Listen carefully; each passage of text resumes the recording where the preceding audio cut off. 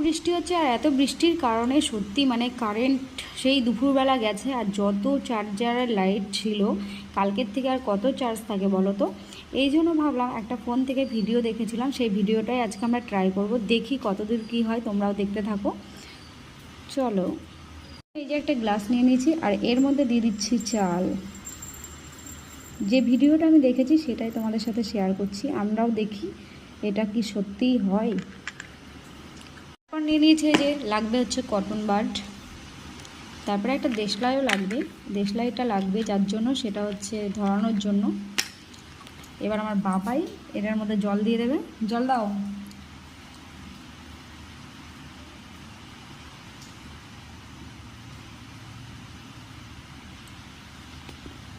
আরও জল লাগবে।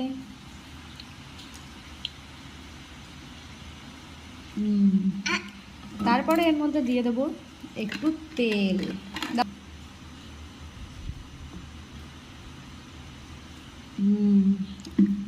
দেখো তেল দিয়ে দিয়েছি। এরপর কটন বাডটাকে বার করব। এরপরে দেখো কটন বাডটাকে একটু মাথাটায় তেল লাগিয়ে নিয়েছি, আর এই তেলটা যে দিয়েছি তেলের মাছ বরাবর পুরো বসাতে হবে, পুরো মাঝখানটা বসে দাও। এই দেখো আমার বাবাই কিন্তু বসিয়ে দিয়েছে। এরপরে যেটা করব, এই যে দেশলাই, এই দেশলাইটা দিয়ে আগুনটাকে জ্বালাবো। এই দেশলাইটা দিয়ে এখন আমি আগুন জ্বালাবো। এবার হাওয়া দিচ্ছে, নে নে নে নে নে, দেখা যাচ্ছে? ভালো করে করবি।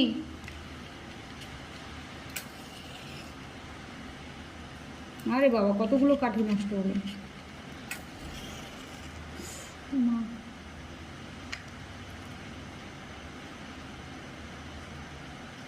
দেখো আমি কাঠিগুলো নষ্ট হয়েছিল বলে সব কটাকে ধরিয়ে দিয়েছি।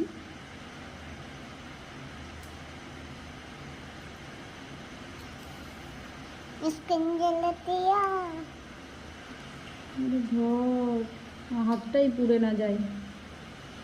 ও বাবা। গাইস দেখো, এটা তো আমি চালু করে দিলাম। এবার দেখি কতক্ষণ এটা চলতে থাকে।